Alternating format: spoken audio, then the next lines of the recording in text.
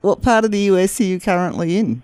We're in the southeastern part of the U.S. We're actually not too far from where we're from. We're from Georgia, and we're just in a state west of that, Alabama. We're like up in the northern part. Actually, the band we're on tour with, we're just hanging out at one of their parents' house, so we're just kind of having a relaxing off day here. All right.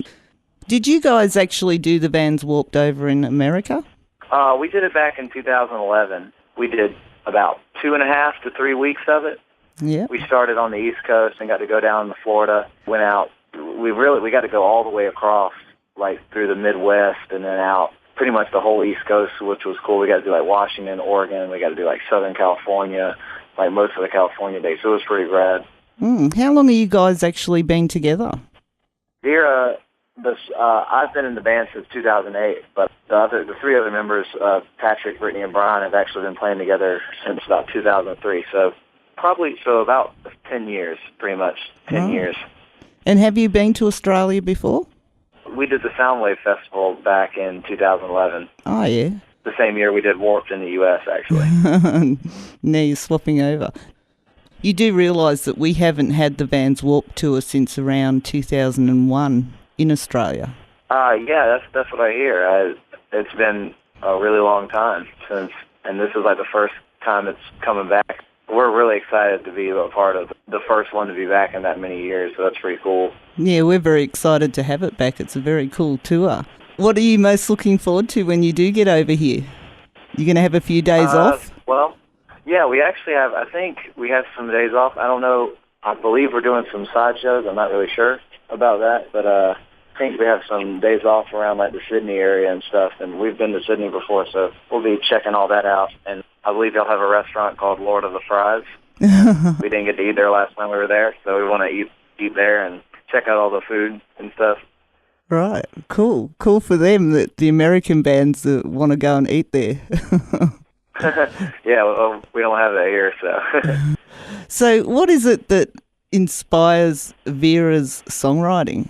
A lot of our songwriting just comes from just everyday life. Like we've run in, as a band, I feel like we've run into a lot of problems with people kind of holding us back or like not really putting all their faith into us, which, you know, we work really hard as a band and we do everything we can. So like honestly, a lot of our songwriting goes pretty much towards kind of like the angst and frustration towards all that. Right, so it's therapeutic songwriting. Yeah, very therapeutic.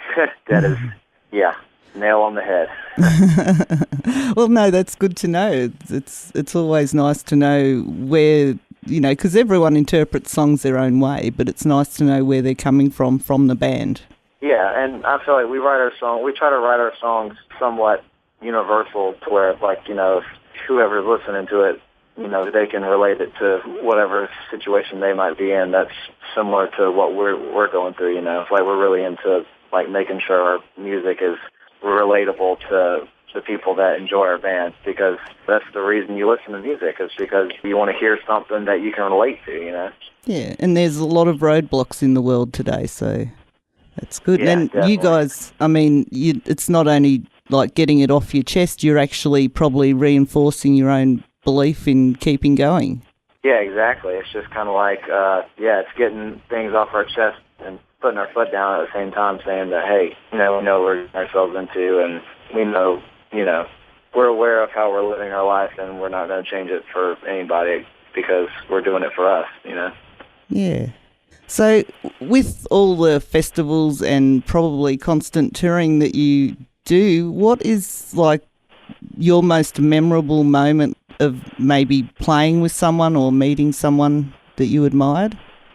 There's a few moments like that. Like one of our first tours we did like overseas was we got to go play like the UK and Europe and stuff, and we were playing with Jim Lindberg from Pennywise's other band, the Black Pacific, and I got to meet him, like, and he had heard of my band before and was like, yeah, check you guys out before this tour, and that was just like the coolest thing ever. Like Jim Lindberg from Pennywise said he checked my band out and thought it was cool. Like I couldn't believe that. That was awesome. Yeah.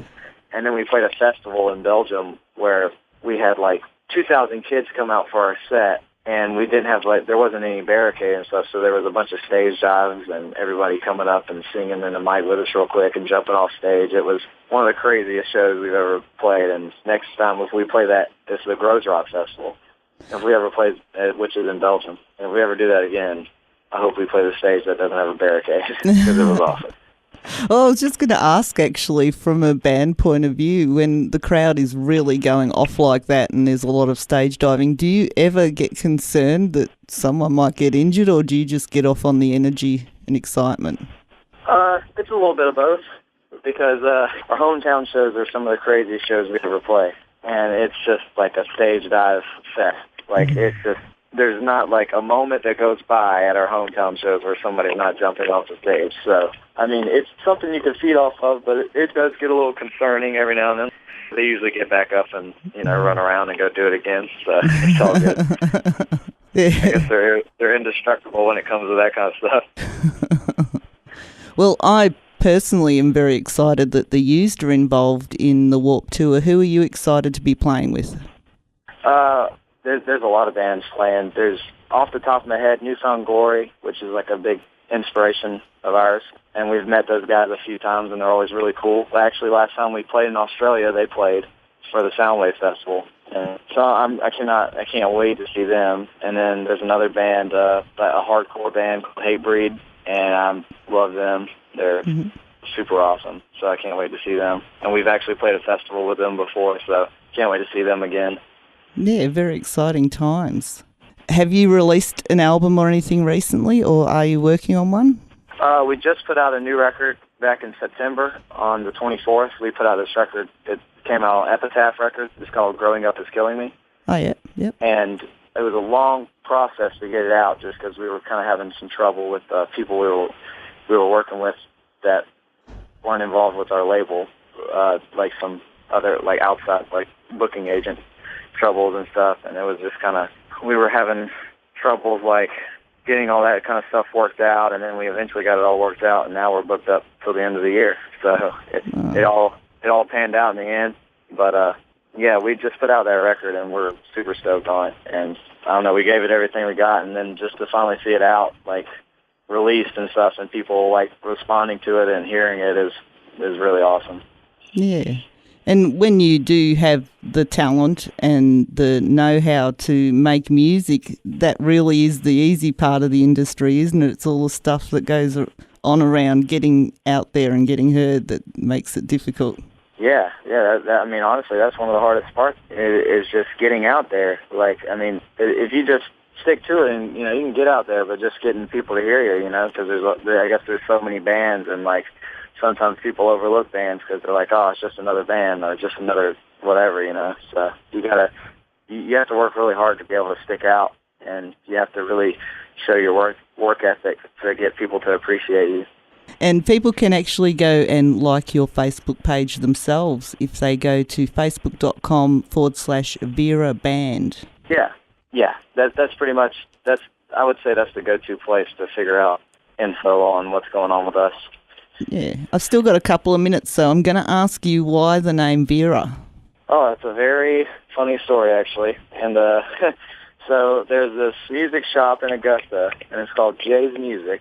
And before I was in Veara, I went to this place, and, all the other members that are in the band with me had gone over to this place, And there's this lady there, and she's just really, like, you want to go in there and play the instruments because you want to see if you like it or not to be able to buy it. But she's, you can't touch anything. Like, she only lets you touch like the super cheap stuff. You can't. You're like, oh, I'm interested in buying this nicer guitar, but she's like, well, you can't play it unless you're going to buy it. But it's like, how are you supposed to know if I'm going to buy it if I can't play it first? And that's just like a small part of the reason. She's a very hateful lady, I guess, to say the least.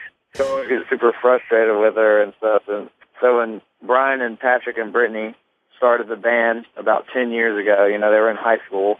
They started like doing covers, like Blink-182 covers and stuff. They started this band, and they said, let's name the band Veara, like making in spite of her, like just to mess around or whatever. And then because they needed a name, and then it ended up sticking. So just and here, I guess the rest is history. Here we are, and we still have that name. So Does she know that? I'm pretty sure she does. I don't think there's any like solid proof that she knows, but we're all like 99% sure she definitely knows. That is a funny story. I think that's one of the funniest ones I've heard for a band name. Very cool.